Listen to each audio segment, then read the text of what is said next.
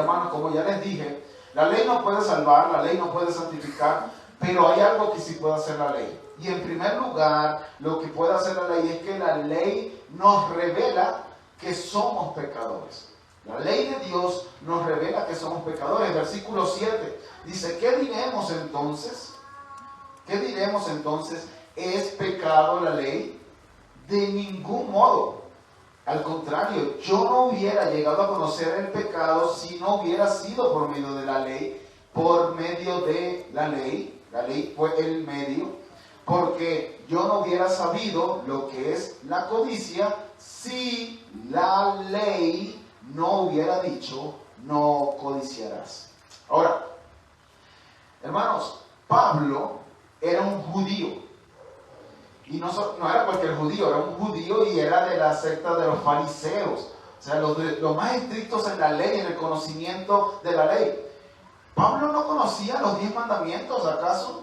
Eso es lo que él está diciendo. Por supuesto que él conocía los 10 mandamientos. Es más, él no solamente lo conocía, los fariseos mayormente pensaban que ellos amaban, que ellos atesoraban, que ellos entendían los mandamientos del Señor.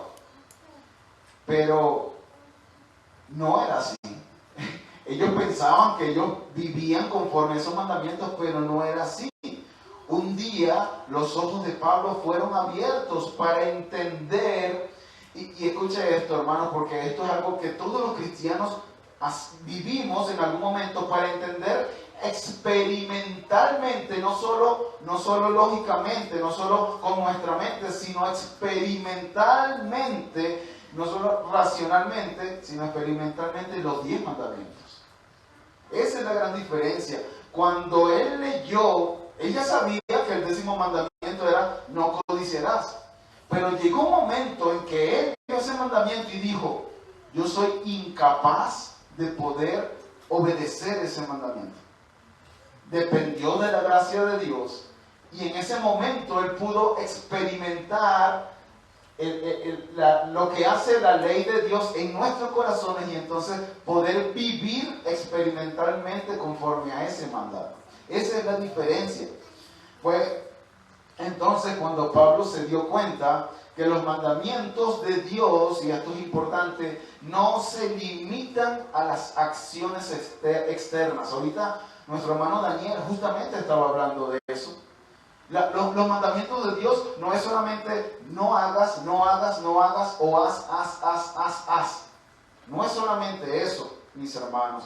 Tiene que ver con lo que está dentro de nosotros. Tiene que ver con lo que está dentro de nosotros. Nosotros podemos pecar sin hacer nada.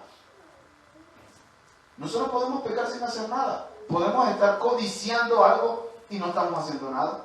Podemos estar adulterando nuestros corazones sin estar haciendo absolutamente nada. Y estamos quebrantando la ley de Dios. Entonces, esa es una diferencia también. Eso es una diferencia también. No tiene que ver, sí tiene que ver con lo que hago con nuestras manos, con nuestra lengua, con nuestros ojos, pero no solamente eso. También tiene que ver con la intención, con la motivación de nuestro corazón, con lo que yo estoy pensando. Eso también tiene que ver. Yo creo que algo que nos va a ayudar a entender un poco lo que quiero explicarles, mis hermanos, y lo que Pablo nos está diciendo aquí, es la historia del joven rico, que también nuestro hermano Daniela mencionó hace un momento. Cuando el joven rico vio al Señor Jesús, ¿qué fue lo que él le dijo? Él le dijo, ¿qué debo hacer? ¿Ven? ¿Qué debo hacer para heredar la vida eterna? Y Cristo le dijo, tú conoces los mandamientos. Un judío, mis hermanos, desde casi que son destetados, ellos empiezan a enseñarle los mandamientos. Él conocía los mandamientos porque él era un joven judío.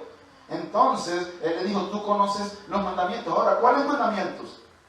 ¿Los 613 mandamientos? No. Cristo se fue a los 10 mandamientos y le dijo, no adulterarás, no mates, no robes, y así le dio una lista de los 10 mandamientos. Y la respuesta del joven, ¿cuál fue? Todo eso lo he guardado desde mi juventud. Wow, de verdad. De verdad, y el Señor Jesucristo le dice muy sabiamente Ah, sí. Bueno, solamente una pequeña cosa te falta. Una pequeña cosa te falta. Vende todo lo que tienes y dáselo a los pobres y ven y sígueme. Y el Señor lo que hizo a este joven es mostrarle que él estaba violando el 10º mandamiento. Siempre nos apuntamos al primero y al segundo, pero también estaba violando el 10º mandamiento, que era la codicia. Este joven, por su codicia, no podía deshacerse de sus bienes. ¿Por qué? Porque eso eran su Dios. Entonces, al codiciar, estaba quebrantando también el primer mandamiento. Como dice el pastor Super Michelin, esto es como un sándwich. La primera capa es el primer mandamiento, pero también estaba quebrantando el último mandamiento, el 10º mandamiento, que es la codicia.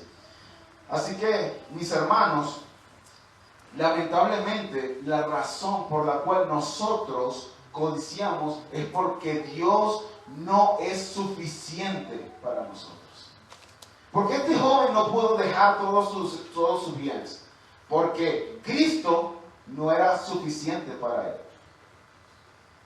Porque si Cristo es suficiente, él va como este hombre que encuentra en el terreno un tesoro, ¿verdad? Y entiende el valor del tesoro. ¿Y qué dice? ¿Qué dice después? Gozoso por ello va y vende todo lo que tiene para adquirir ese tesoro. Esta persona sí entendió el valor de Cristo. El joven rico no. Y eso es codicia. Y por lo tanto, cuando codiciamos, nuestra codicia es una codicia idólatra. Porque cuando nosotros codiciamos, lo que estamos haciendo es decir, yo soy el Dios. Yo soy Dios. Y tú, el Dios de la Biblia, no me satisface a tal punto de que eso me lleve a dejar el amor por eso, por ese deseo intenso que tengo por algo. Llámese trabajo, llámese familia, llámese redes sociales, llámese lo que usted sabe cuál es. Usted sabe de qué le estoy hablando. Yo sé de qué me habló el Señor. Usted sabe de qué le estoy hablando.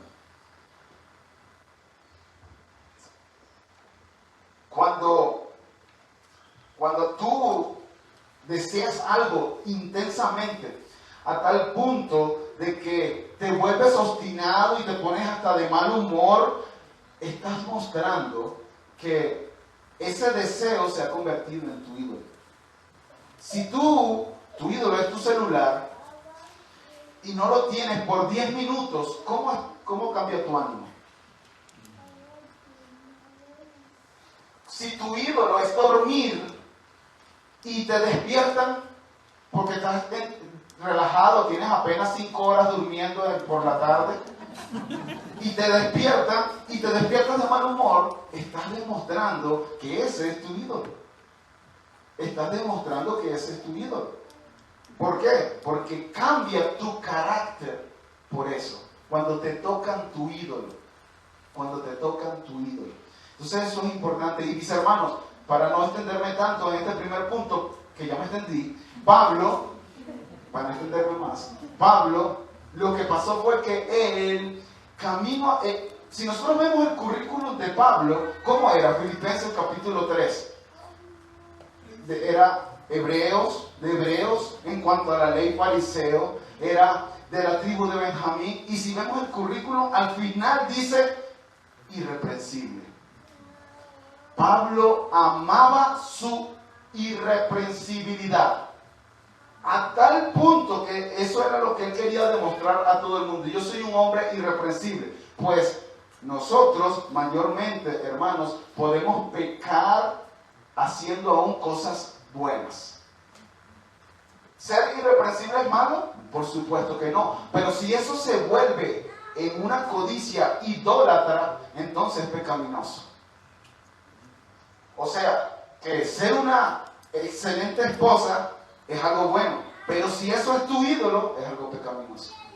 Si es eso lo que tú codicias para que todo el mundo te vea, ¡wow! ¡Qué esposa tan increíble y qué madre tan increíble! Eso es pecado, porque lo estás haciendo para tu propia gloria y no para la gloria de Dios. Si tú en tu trabajo, tú dices, wow, es que yo quiero ser el mejor trabajador y yo quiero que todo el mundo me vea y cuando estoy en las reuniones yo quiero sobresalir. Eso es algo bueno en sí, pero se puede convertir en algo pecaminoso si es lo que tú deseas con todo tu corazón para que tú seas reconocido y no para que Dios se lleve la gloria. Y eso era lo que tenía Pablo. Pablo quería ser reconocido como un hombre irreprensible, pero chocó con el Dios verdaderamente irreprensible camino a Damasco, y entonces él se dio cuenta que él era un codicioso, porque la ley decía, no codiciarás. Cuando él leyó otra vez el nuevo mandamiento, después de haber sido regenerado, él dijo, algo pasa aquí. Yo estoy reconociendo mi pecado. La ley me mostró mi pecado. Eso es lo que está diciendo allí. Por eso dice, yo no hubiera llegado a conocer el pecado si no hubiera sido por medio de la ley. La ley me mostró su pecado. Él la había leído, ya se la sabía de memoria, pero hubo un momento en que esa ley le mostró su verdadera condición delante de Dios y entonces entendió que estaba pecando contra Dios. Así que el propósito de la ley, mis hermanos, el propósito de la ley es mostrarnos, nos revela que somos pecadores. Que somos pecadores. Los sanos no tienen necesidad de médicos. Los sanos no tienen necesidad de médicos.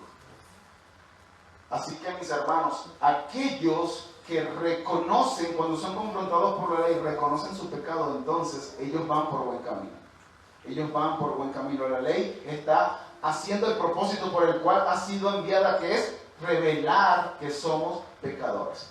Ahora, el segundo encabezado, o el segundo propósito de la ley, es que la ley nos incita a pecar. Y esto es como que, ¿no? Es algo como difícil, que yo creo que va a ser suave, no va a ser tan difícil explicarlo, porque Pablo ya nos viene como advirtiendo, ¿no? De eso. La ley nos incita a pecar. Versículo 8. Pero el pecado, y Pablo está aquí personificando el pecado, dice, pero el pecado, aprovechándose del mandamiento, produjo en mí toda clase de codicia, porque aparte de la ley, el pecado está muerto. Ojo, no es que aparte de la ley el pecado no existe, eso no es lo que está diciendo Pablo allí. Dice que aparte de la ley, el pecado está muerto. ¿Qué quiere decir Pablo allí? Yo no sé si ustedes en algún momento vieron alguna película o serie de muertos vivientes, de zombies. Por ejemplo, si vieron The Walking Dead, ustedes saben que llega un momento en que los muertos están como en estado así, ¿no? Casi ni se mueven. Pero en el momento que escuchan un ruido, como que se activan y empiezan a seguir ese ruido. Bueno, lo que está diciendo Pablo aquí es que el pecado, en un sentido, no era que no existía. El pecado estaba allí, pero estaba como en modo zombie, sin ruido, ¿no? En el momento que escucha el mandamiento, el pecado se activa y va lamentablemente a hacer totalmente lo contrario de lo que el mandamiento le está diciendo. Eso es lo que está diciendo el apóstol Pablo allí. Por eso él dice en el versículo 9, en un tiempo yo vivía sin ley. No quiere decir que la ley no existía en ese momento, sino que estaba como dormida. Estaba como dormida, pero al venir el mandamiento, el pecador revivió y yo morí. Eso es lo que está diciendo allí. Ahora recuerden la pregunta. ¿Cuál es la pregunta del comienzo? La que está respondiendo Pablo aquí. ¿Es pecado la ley? La respuesta de Pablo es la misma, ¿verdad? Del versículo 6, capítulo 6, versículo 1, y que nos ha estado diciendo en constantes ocasiones. De ningún modo, de manera enfática, emocional, no puede ser. No suceda eso jamás. Sin embargo, aunque la ley no es pecado, y escuchen esto, hermanos, el pecado se aprovecha de la ley para despertar en nosotros, recuerden, estábamos en modo zombie, para despertar en nosotros nuestras pasiones pecaminosas. Eso lo dijo ya Pablo en el versículo 5, dice, porque mientras estábamos en la carne, las pasiones pecaminosas despertadas, ¿ven? Despertadas, estaban como dormidas, y las pasiones pecaminosas despertadas por la ley, por el medio de la ley, por medio de la ley, actuaban en los miembros de nuestro cuerpo. Así que mis hermanos, de verdad, en el momento en que se nos prohíbe algo, en ese momento nuestros deseos son despertados y queremos hacer justamente eso que se nos está prohibiendo. Esa es la naturaleza, esa es nuestra naturaleza. No es que la ley sea mala, no es que la ley sea mala, sino es que tú y yo somos malos. Es que esa es nuestra naturaleza. Entonces, ¿es pecado la ley? No, no es pecado la ley, pero nosotros sí somos pecadores. Nosotros sí somos pecadores, ese es el problema. Ahora, la ley no solamente despierta el pecado que hay en nosotros, esto es algo más profundo. El problema es que tú y yo queremos ser Dios. Tú y yo queremos ser Dios. La ley tú y yo queremos ser Dios y la ley nos recuerda que nosotros no somos Dios. Eso es lo que hace la ley. ¿Se acuerdan en Génesis, en Adán y Eva? ¿Qué le dice Satanás a Adán y Eva? Seréis como Dios. Hermanos, es lo mismo hasta el sol de hoy. Que nosotros queremos ser como Dios. Nosotros queremos ser soberanos. Queremos ser el rey de nuestra propia vida y no queremos que nadie se intrometa en nuestras propias decisiones. Queremos ser Dios. Queremos ser soberanos, queremos ser omnipotentes. Pero ¿saben qué, hermanos? No somos ni Dios, ni somos soberanos, ni somos omnipotentes. No, no lo somos. Ese es el punto. No queremos que nadie nos diga lo que nosotros tenemos que hacer. Y cuando Dios, que es el único soberano, el único legislador, ¿saben qué es un legislador? Alguien que dice las leyes, el que legisla, valga la redundancia, las leyes, ¿verdad? El que hace las leyes, el que crea las leyes, él es el único legislador, nos prohíbe algo para nuestro bien. Entonces sentimos el impulso de querer reafirmar nuestra soberanía haciendo lo contrario a lo que Dios nos está diciendo para nuestro bien. ¿Ven? Ese es el punto. Dios da su ley para nuestro bien, pero nosotros queremos ser soberanos y no queremos que nadie nos diga lo que nosotros tenemos que hacer y entonces hacemos lo contrario. Eso es lo que pasa con nosotros, padres, los que somos padres. Eso lo hemos visto muchísimas veces con nuestros hijos. Papá, ¿puedo hacer eso? No, no puedes hacerlo. Papá, tú nunca me dejas hacer nada. ¿De verdad nunca te dejamos hacer nada? ¿Ven? Es la naturaleza desde niños, hermanos. Desde niños. Cuando un bebé quiere algo, hace todo lo posible por alcanzarlo porque él desde niño ya quiere ser soberano. Hay luchas de autoridades allí, entre los padres y los hijos. Bueno, hay luchas de autoridades entre el padre y nosotros como hijos. Eso es lo que está pasando allí. Nosotros queremos ser Dios, nosotros queremos ser soberanos. Es nuestra naturaleza, queremos ser dioses. Y la ley, mis hermanos, es un recordatorio constante de que nosotros no somos Dios. De que hay un solo Dios perfecto que es Él. Así que el pecado es una fuerza que habita en nosotros, mis hermanos, y que nos lleva a odiar con todas nuestras fuerzas al Dios de la Escritura, al único ser soberano. Eso no es lo que dice Juan 3:19, y esta es la acusación, que la luz vino al mundo y los hombres amaron más las tinieblas que la luz. ¿Por qué? Porque sus obras eran malas y no querían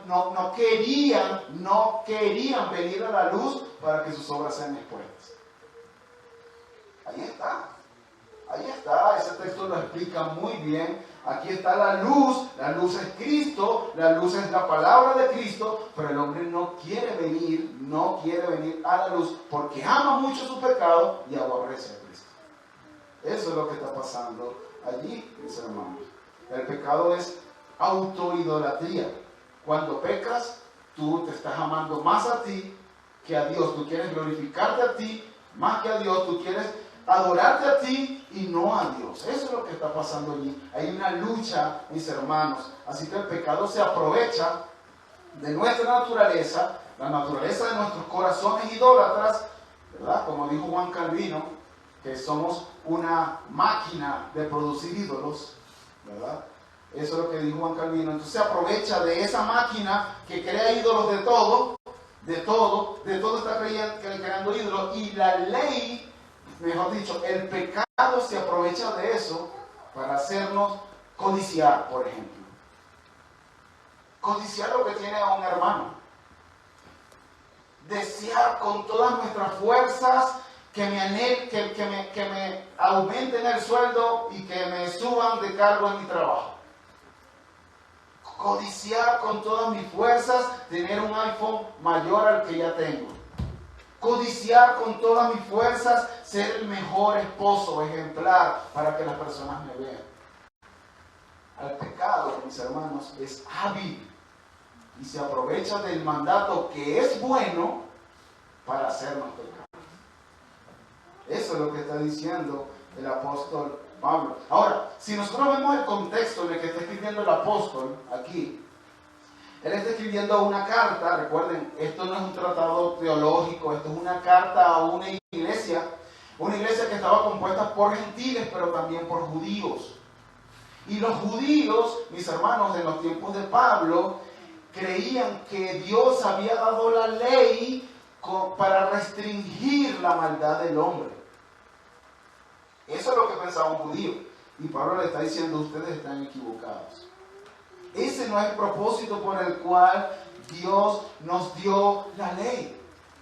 La ley se nos dio para mostrarnos que hay pecado, y no solamente para eso, sino también para incitarnos a pecar. No porque la ley sea mala, sino por nuestro propio pecado. Y mis hermanos, ¿cómo podemos aplicar esto? ¿Cómo podemos aplicar esto? Bueno, es fácil. Usted ha ido a iglesias, hermanos, donde todo es ley, ley, ley, ley. Y estás haciendo algo mal y te dan la ley. Pero ¿qué hace la ley? La ley te dice que no debes hacer o qué debes hacer, pero no te ayuda a hacerlo. No te ayuda a hacerlo. Entonces, te dan leyes y leyes y leyes y crean leyes y nuevas leyes y más leyes y más leyes, y la gente está cada vez con más carga porque no pueden obedecer las leyes y no tienen nada que les ayude a obedecer las leyes. Y eso es lo que hacen las iglesias normalmente hoy. Olvidan la gracia, que es lo que te va a ayudar a obedecer la ley. Y padres, ¿saben qué? Nosotros también tenemos que tener cuidado con nuestros hijos. No hagas esto, no haces aquello, haz esto, y es ley, ley, ley, ley, ley. ¿Y dónde queda el evangelio? ¿Dónde queda la gracia? Tenemos que tener cuidado con eso, mis hermanos. Solo predicar ley no va a ayudar a nadie. Solo predicar la ley no va a ayudar a nadie. Así que Pablo le está diciendo a estos judíos, ustedes están equivocados. La ley no restringe el pecado, la ley lo incita, la ley lo provoca. Y el pecado se aprovecha de la ley para movernos a hacer eso mismo que la ley prohíbe. Y es así, precisamente por eso, que vamos a nuestro tercer encabezado. La ley en sí misma no produce vida sino muerte.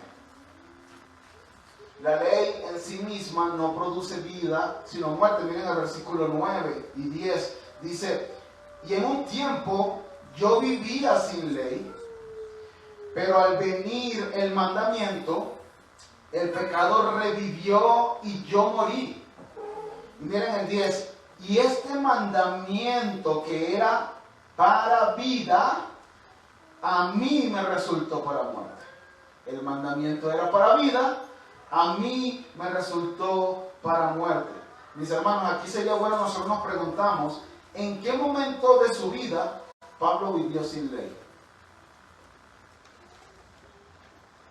¿En qué momento de vida Pablo vivió sin ley? Ya dijimos, de los judíos, desde que eran prácticamente destetados, eran la ley, la ley, la ley, la ley, la ley.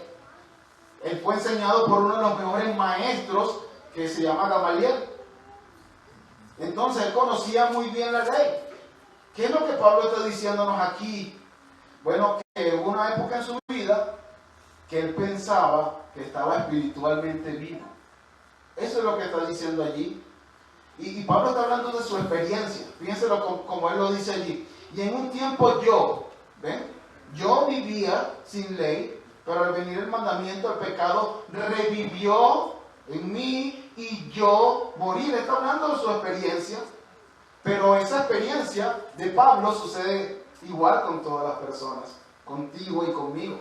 Eso es lo que él está diciendo. Llegó un momento en que yo pensaba que yo, por obedecer la ley, por guardar la ley, yo podía tener vida. Eso es lo que él está diciendo allí. El 10º mandamiento despertó la conciencia de Pablo y le mostró que en vez de tener vida por medio de la ley le dio muerte. Él entendió, no fue que la ley le dio muerte, él entendió que estaba muerto. ¿Por qué, mis hermanos? Porque si tú quieres salvarte por medio de la ley, ¿puedes hacerlo? Bueno, de poder sí se podría, aunque es imposible. Es algo confuso. Se puede, pero por nuestra naturaleza no se puede. Alguien que nazca y obedezca todos los mandamientos hasta su muerte, esa persona tiene vida eterna. Pero ¿quién lo hace? Nadie hace eso. Así que este mandamiento que era para vida, a mí me resultó para muerte. ¿Ven? El mandamiento fue dado para vida. Si tú obedeces, entonces vivirás. Pero a nosotros, por nuestra naturaleza, mis hermanos, nos resulta para muerte. Nos damos cuenta que no podemos salvarnos obedeciendo la ley, porque la ley es un todo. Y en el momento que tú quebrantas un solo mandato de la ley, es como si lo hubieses quebrantado todo. Santiago 2:10. ¿Ven? Entonces es imposible para nosotros salvarnos obedeciendo la ley. Pero la ley fue dada con el propósito de que si tú lo obedeces, entonces eres salvo. Es bueno, pero para nosotros resultó para muerte. No podemos cumplir la ley como debe ser obedecida de manera perfecta y completamente. Así que nosotros transgredimos la ley. Ahora, nosotros podemos decir, pero pobrecitos, de verdad, él le están pidiendo algo que no puede hacer. Pues no, tampoco es así, hermanos. Tampoco es así. No podemos obedecer la ley porque amamos tanto nuestro pecado que no obedecemos la ley. Entonces no somos pobrecitos. Miren lo que dice Romanos 8:7. Dice, ya que la mente puesta en la carne es enemiga de Dios, porque no se sujeta a la ley de Dios, pues ni siquiera puede hacerlo. ¿Ven? No puede, hay una incapacidad. Y no puede porque no quiere. Y no quiere porque no puede. Esa es la condición del ser humano, mis hermanos. Yo creo que hay algo que nos va a ayudar a ilustrar esto que estamos diciendo. Y es una ilustración que dio Martin Lloyd Jones. Y dice, imagínense ustedes que ustedes tienen un amigo y ese amigo le pide prestado 50,000 pesos. Él no dijo pesos, pero, ¿verdad? 50,000 pesos. Y tú, Diana, tú tienes allí 50,000 pesos y se los prestas. Nadie dijo amén, ¿verdad? Y se los prestas. Pero acordaron, ¿verdad?, que hay una fecha de pago. Bueno, te lo voy a prestar y tal fecha me lo pagas. Sí, está bien, no hay problema, yo en esa fecha te lo tengo y te doy el dinero. ¿Ok? Llegando a esa fecha, llegó la fecha y el hombre dice, ¿sabes qué? Es que no tengo cómo pagarte, no puedo pagarte. Además, mira, aquí está mi bolsillo, aquí está mi cartera, no tengo nada, aquí están mis cuentas bancarias, todas están en cero, no puedo pagarte. Y tú te conmueves porque es tu amigo, tú te estás conmoviendo. Y tú cuando justamente le vas a decir, bueno, te voy a extender la fecha de pago, el amigo sigue hablando y dice, es que la verdad es que yo sí tenía el dinero, ayer yo lo tenía, pero ¿sabes qué? Yo me fui a un casino y jugando la ruleta me gasté buena parte del dinero, pero también me fui con unos amigos y a todos mis amigos, porque es que yo soy muy bueno, yo les compré todos los tragos, pero también ellos eran drogadictos y también le compré allí su droga. Y también después que salimos del casino nos fuimos por allí y estuvimos con algunas mujeres. Entonces tú le extenderías ese plazo. ¿Tú qué le dirías? No, tú eres un sinvergüenza. Tú eres un sinvergüenza. Ese dinero yo te lo presté y habíamos acordado y tú fuiste y te malgastaste el dinero.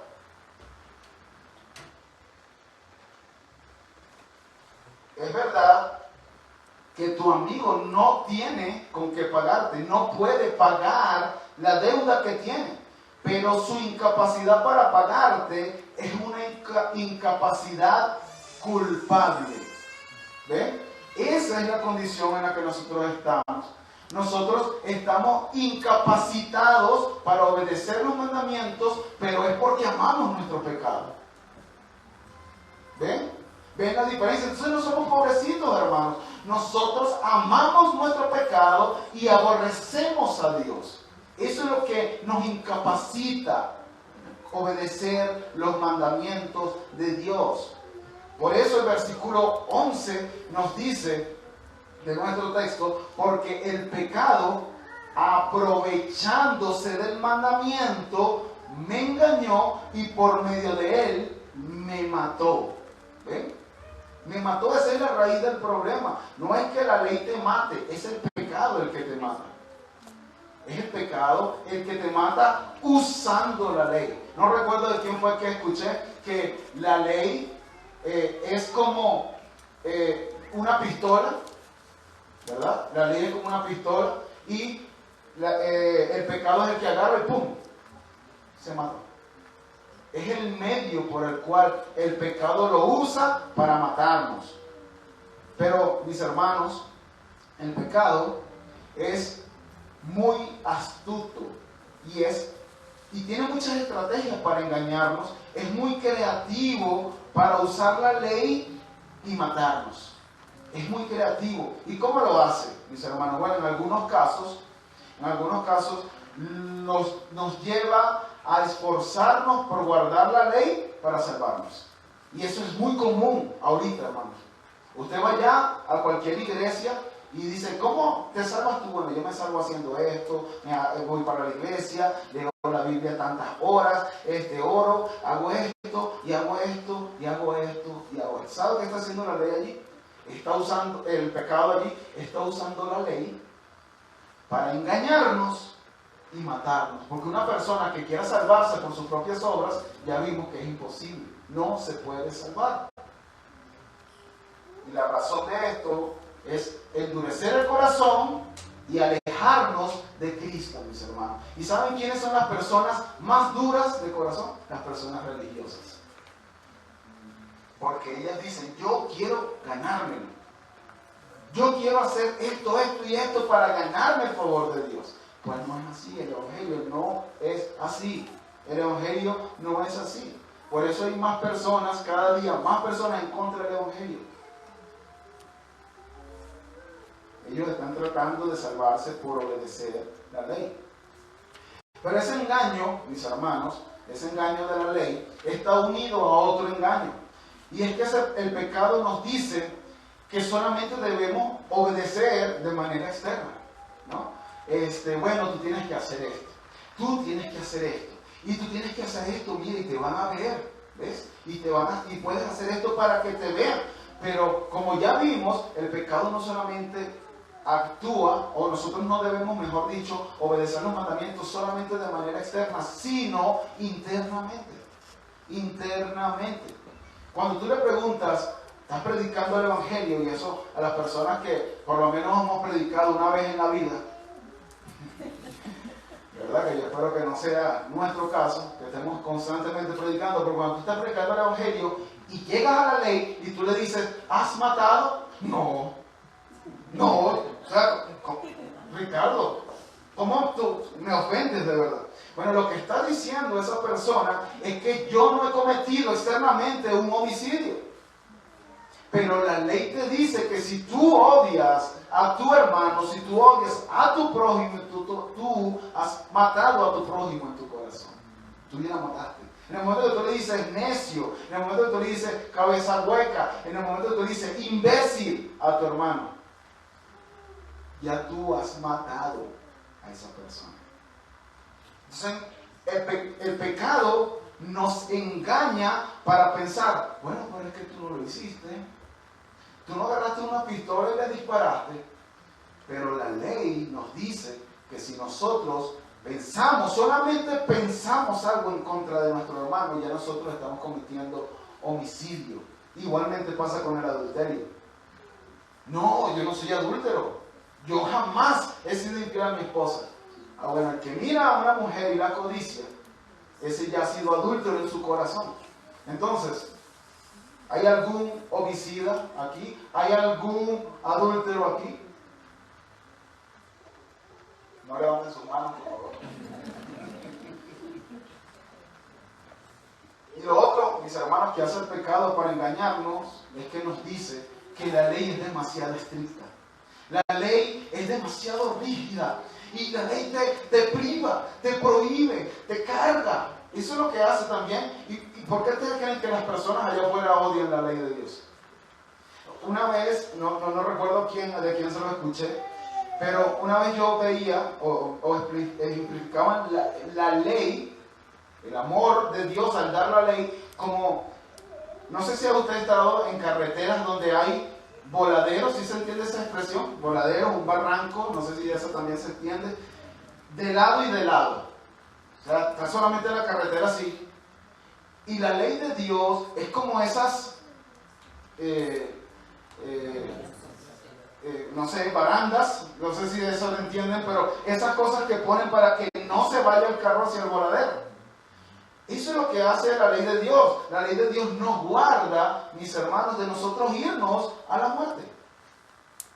Entonces, mis hermanos, la ley de Dios, muchas personas la ven como algo estricto, como, no, es que me priva de mi libertad y yo no quiero eso porque la ley es demasiado estricta.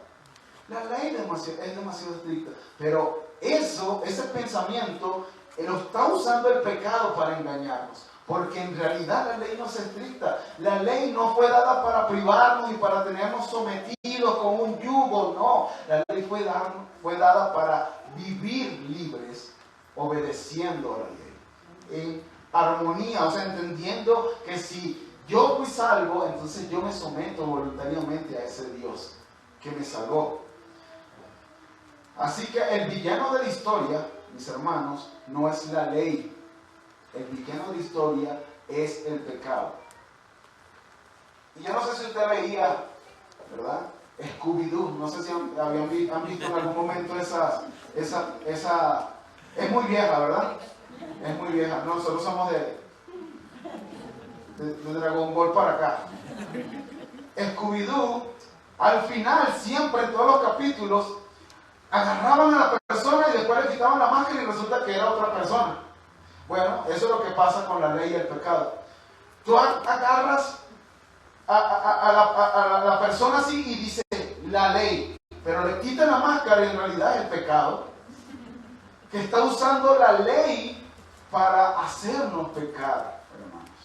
Eso es lo que está haciendo. El villano no es la ley. El villano realmente es el pecado que mora en nosotros. Y el último lugar, mis hermanos, en cuarto el cabezado, es que la ley hace que el pecado sea en extremo pecaminoso. John MacArthur lo tiene como: la ley hace que nosotros seamos, se me fue la palabra, pero es algo así como miserables. Entonces vayamos al versículo 12. Dice el versículo 12: así que la ley es santa y el mandamiento es santo, justo y bueno. Entonces, lo que es bueno vino a ser causa de muerte para mí. De ningún modo la misma palabra, al contrario, fue el pecado a fin de mostrarse que el pecado, al producir mi muerte por medio de lo que es bueno, para que por medio del mandamiento el pecado llegue a ser en extremo pecaminoso. Hay algo que quiero que quede claro, hermanos. La ley es santa, justa y buena. La ley es santa, justa y buena. ¿Saben por qué? Porque la ley, mis hermanos, es el reflejo perfecto, hermoso y atractivo de nuestro Dios. La ley es de Dios. Dios es su ley. Y si Dios es santo, su ley es santa. Si Dios es bueno, su ley es buena. Si Dios es perfecto, la ley es perfecta. Entonces, la ley es santa, es justa y es buena. Por lo tanto, mis hermanos, si la ley es de Dios, tiene que ser así. Ustedes han visto ese salmo que dice, oh, cuánto amo la ley. ¿Sí? ¿Es así que dice el salmista? ¿Qué dice? Cuánto amo tu ley. Es la ley de Dios, y como es tu ley, yo la amo porque esa ley es amorosa, porque esa ley es misericordiosa, porque esa ley es llena de gracia, porque esa ley es justa, porque esa ley es recta. Por eso yo la amo, porque es tu ley y tu ley eres tú. Es la expresión de Dios, del carácter perfecto de Dios. Y si esa es su ley, entonces yo amo a su ley porque yo amo a Dios.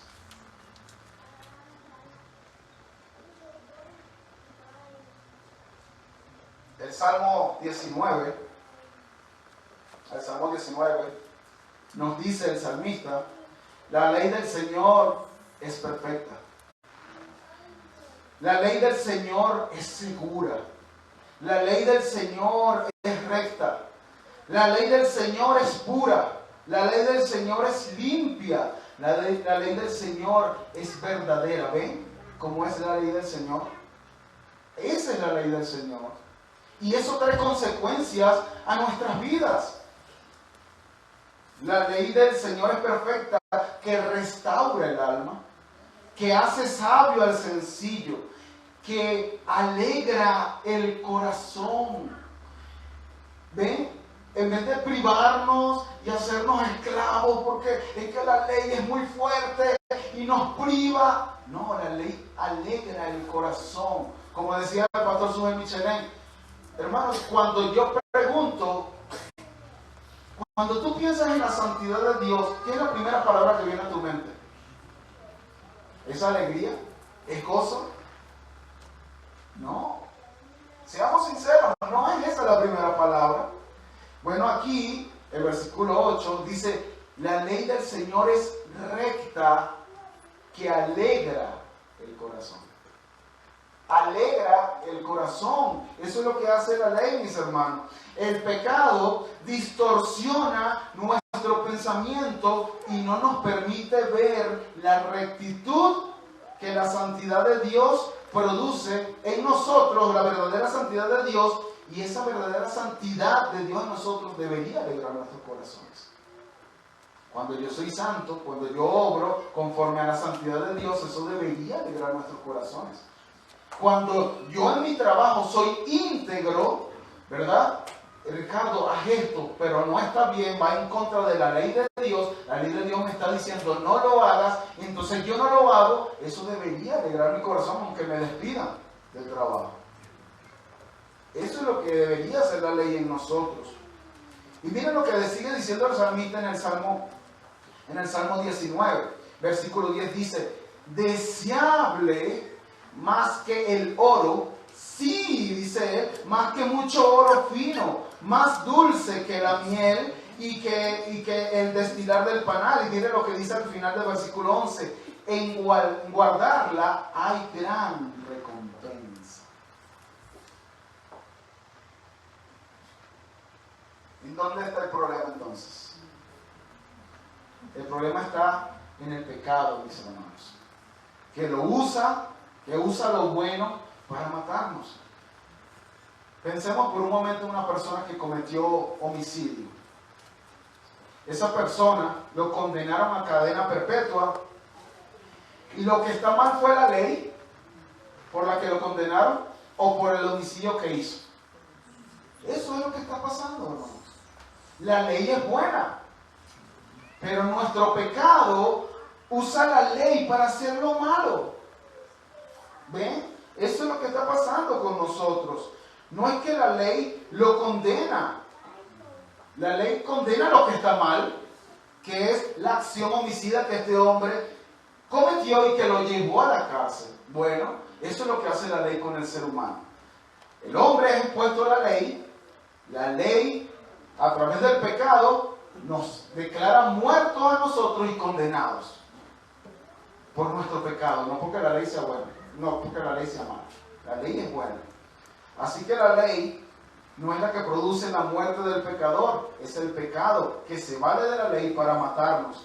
Pero Dios, mis hermanos, y aquí es donde nosotros vemos la gracia de Dios, la misericordia de Dios, Dios que es soberano y que es bueno, usa aún esa muerte que usa el pecado a través de la ley, mis hermanos, para mostrarnos nuestra máxima, o como yo titulé, como lo dice la Biblia América, nuestra extrema pecaminosidad. ¿Saben para qué? ¿Con qué fin? De que nosotros entendamos que necesitamos un Salvador y que no podemos salvarnos por nuestras propias cuentas. Dios en su bondad, hermanos, escuchen bien esto, usa aún toda esta mala noticia y la convierte en algo bueno.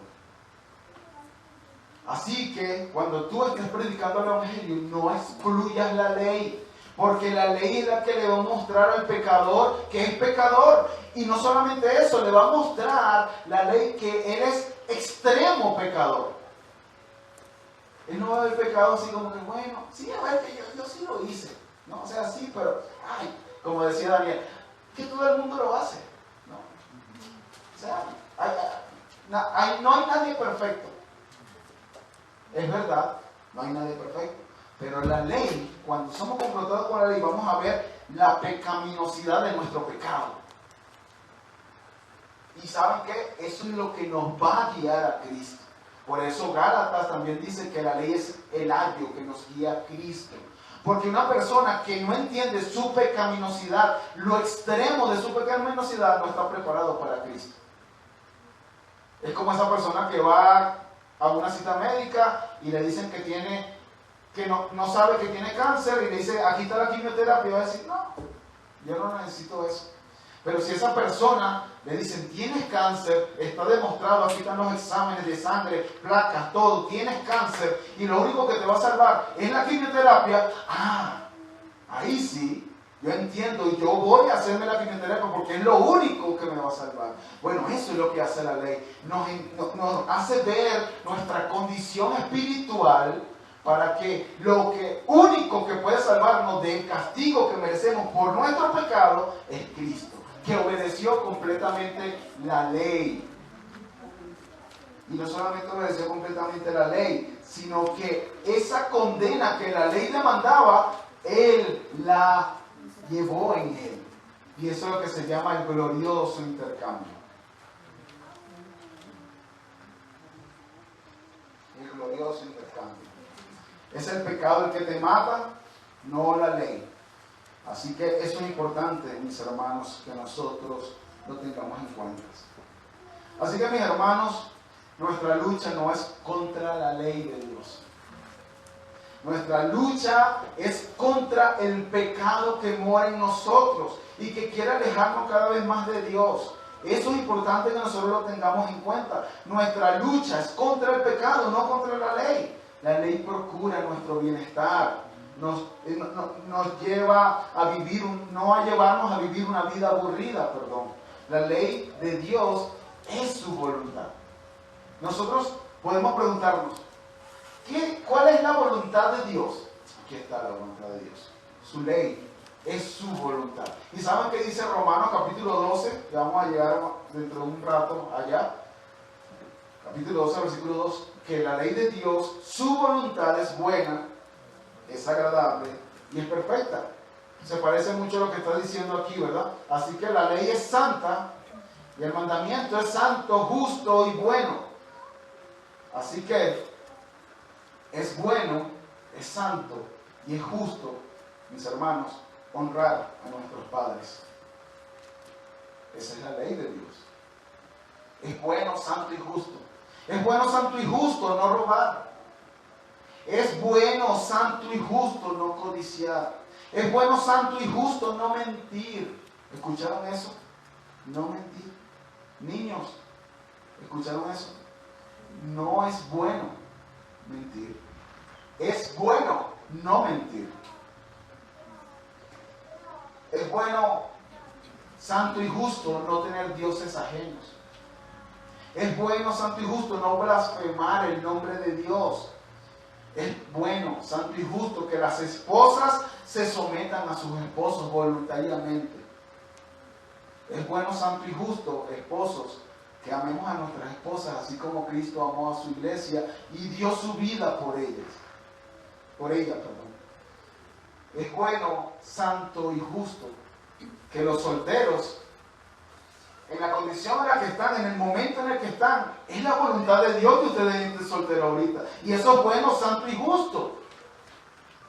Y los casados, es la voluntad de Dios que ustedes estén casados, porque ya están casados, ya estamos casados. Y eso es bueno, santo y justo. ¿Y saben qué dice Corintios los solteros? Los solteros tienen un beneficio que no tenemos los casados. El soltero se encarga de agradar al Señor y tiene un punto y ya se acabó. El soltero puede dedicar toda su vida, váyase para allá, para la sierra, acompaña a nuestro hermano José. Cuando vaya, los solteros digan, hermano, yo me quiero ir con usted y quiero apoyar por allá la obra.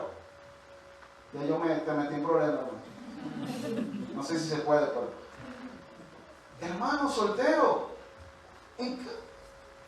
sirve tu vida, toda tu vida al Señor. ¿Sabe qué dice después? 1 Corintios 7 del casado y de las casadas. Los casados están divididos, dice. Tiene que agradar a su Señor, pero tiene que agradar a su esposa o a su esposo. O sea, yo no puedo, ¿verdad?, irme a la sierra y irme por allá 2 meses. ¿Por qué? Porque yo no puedo abandonar a mi esposa y a mis hijos. Entonces, no veamos, hermanos solteros, la soltería como una maldición, porque no lo es. Es santa, es buena y es justa, porque es la voluntad de Dios para tu vida ahorita. ¿Ven eso? Solteros, ¿ven eso? Casados. Entonces eso es importante, hermanos. Eso es importante. Así que, mis hermanos, ya concluyendo, ¿qué diremos entonces? ¿Es pecado la ley? En ninguna manera, hermanos. En ninguna manera. La ley es buena, santa y justa. Pero nuestro pecado, que es habilidoso y que es creativo, busca por todos los medios, usar esa ley que es buena, santa y justa para hacernos pecar. ¿Qué debemos hacer nosotros, hermanos? Estar alerta, estar luchando, estar batallando, hermanos. Eso es lo que nosotros tenemos que hacer. Estar batallando. Y eso lo hacemos en comunión con Dios, primeramente, a través de su palabra, a través de la oración, pero también en comunión los unos con los otros. Porque nosotros somos compañeros de guerra. Yo no sé si usted ha visto alguna vez así la iglesia, como compañeros de guerra. ¿Se ha visto así? ¿Ha visto usted las películas de guerra en algún momento? Pero ¿saben qué parece a veces la iglesia, lamentablemente?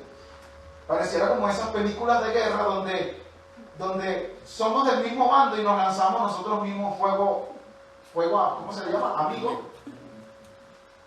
Lamentablemente, hermanos. Pero la iglesia es un campo de guerra, donde todos estamos peleando, estamos batallando contra el mismo enemigo. ¿Saben quién es? El pecado que muere en nosotros. Y qué bueno, no escuché que dijeran Satanás, porque sí es nuestro enemigo, Pero el peor enemigo que nosotros tenemos somos nosotros mismos. El pecado que mora con nosotros 24/7. Ese es nuestro peor enemigo. Entonces, mis hermanos, levantémonos y animémonos unos a otros y guardémonos unos a otros para pelear esta batalla, mis hermanos, y que no seamos derrotados en el intento. Pero ¿cómo lo hacemos? En dependencia del Espíritu Santo de nuestro Dios. ¿Por qué? Porque solamente en la obediencia de la ley no podemos hacerlo, porque es imposible para nosotros. Pero cuando nos sometemos al Espíritu Santo, entonces nosotros podemos ser obedientes a la ley.